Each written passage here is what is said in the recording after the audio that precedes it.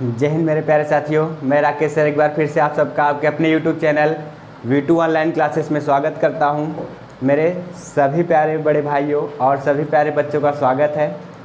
जैसा कि आप लोग जान रहे हैं, हम लोग अभी क्लास 10 का क्लास कर रहे हैं और हम लोग पहला चैप्टर रियल नंबर यानी वास्तविक संख्या स्टार्ट किए हुए हैं।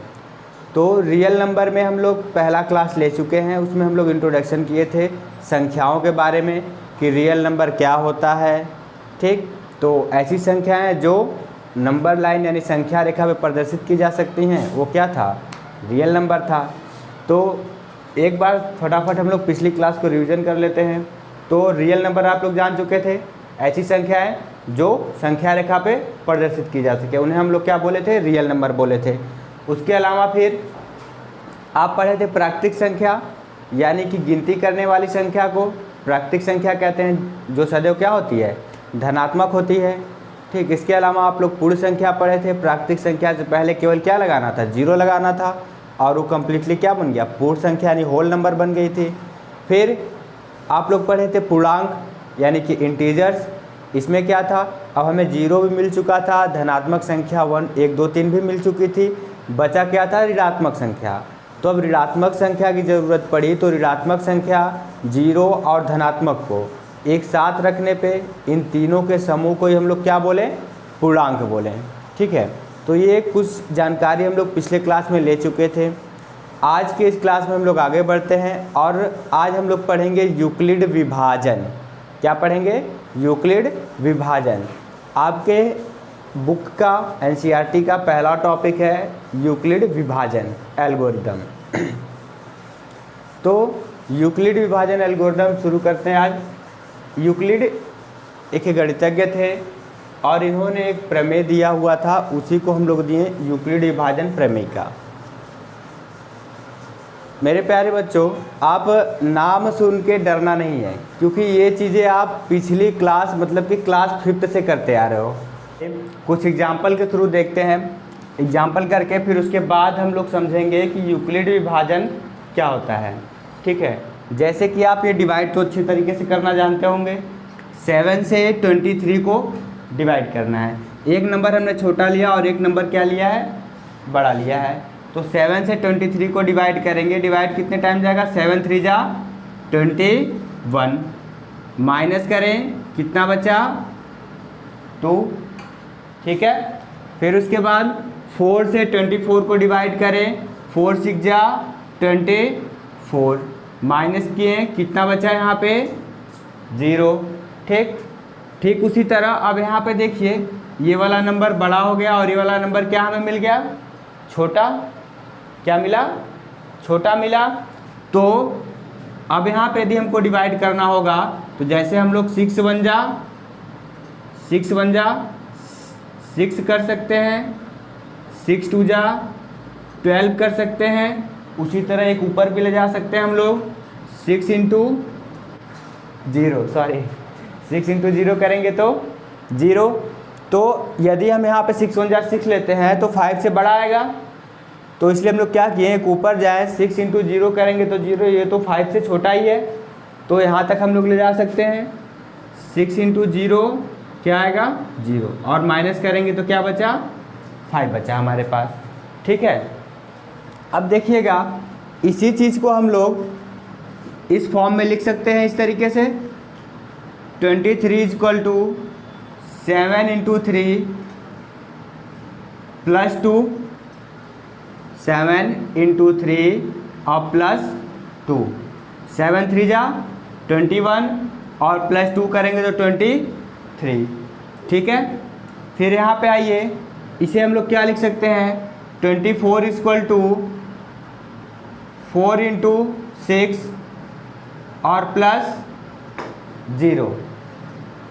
फिर 5 = 6 इंटू 0 और प्लस 5। ठीक, अब देखिएगा ये किस फॉर्म में बना है? तो ये बना है भाज्य, ये आप लोग पहले से भी पढ़े होंगे। भाज्य बराबर भाजक गुणे भागफल और प्लस शेषफल।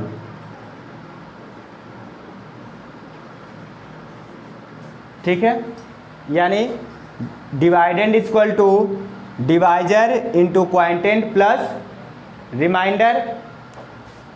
अब यहाँ पे हमारा भाजक कितना है, ये भाजक है हमारा 7 भाजक, ठीक। और जिसको हम लोग भाग करते हैं ये क्या होता है हमारा भाज्य यानी डिवाइडेंड, और ये डिवाइजर। और जो आंसर आता है जितनी बार टेबल पढ़ते हैं वो क्या होता है हमारा भागफल यानी कि क्वांटेंट, और जो बच जाता है उसे हम लोग बोलते हैं रिमाइंडर यानी कि शेषफल। क्या बोलते हैं, शेषफल।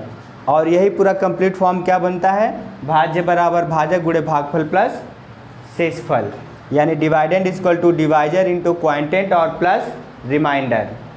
अब बस इसी को हमको क्या करना है, यूक्लिड ने क्या लिखा था, एक मैथमेटिकल फॉर्म बनाया। क्या बनाया उन्होंने, क्या लिखा, भाज्य को a लिखा,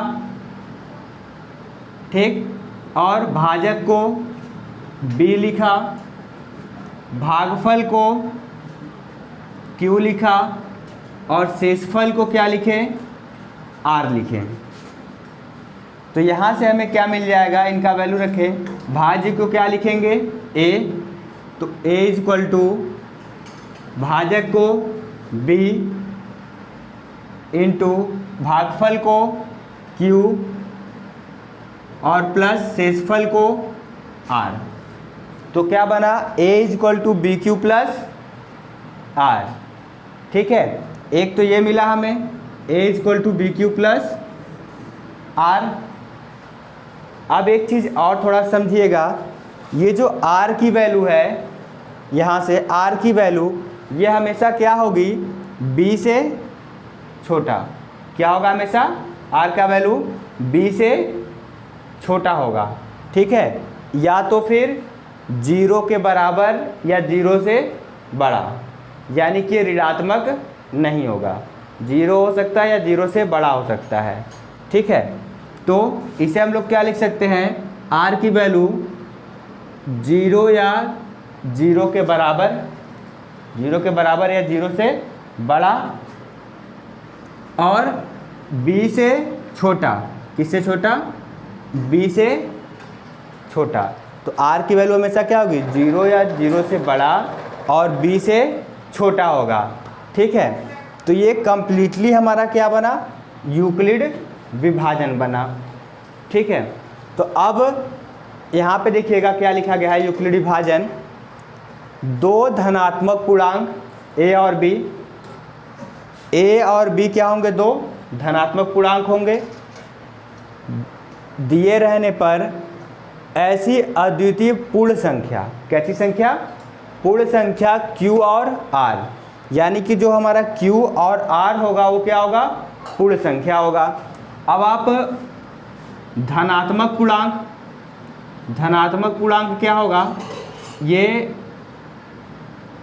धनात्मक पूर्णांक क्या होंगे, हमारी सारी प्लस वाली संख्या, यानी 1 2 3 4, ये धनात्मक पूर्णांक। और पूर्ण संख्या हमारा क्या होगा, पूर्ण संख्या 0 से स्टार्ट होगा, 0 1 2 3।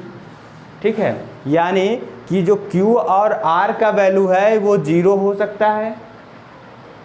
ठीक, q और r का वैल्यू 0 हो सकता है, लेकिन a और b का वैल्यू 0 नहीं होगा। ठीक ना, एग्जाम्पल में भी देखिए, यहाँ पे देखिए q का वैल्यू क्या आया है, 0 आया है, इसीलिए एग्जाम्पल ले लिया गया था। q का वैल्यू क्या आया, 0 आया है, और यहाँ पे r का वैल्यू क्या आया है, 0 आया है। ठीक है, तो q और r का वैल्यू 0 हो सकता है, ठीक, और a और b का वैल्यू 0 नहीं होगा, वो धनात्मक पूर्णांक होगा, यानी 1 2 3 4 ऐसे। ठीक है, तो इस तरीके से हमें पूरा मिला के क्या बनता है, यूक्लिड विभाजन प्रमेय का और ये किस चीज़ में काम आता है, तो किसी भी दो संख्याओं का या उनसे अधिक संख्याओं का क्या करना, HCF ज्ञात करने के लिए। ठीक है, तो उम्मीद है कि ये सारी चीज़ें आपको यूक्लिडी विभाजन की समझ में आई होंगी।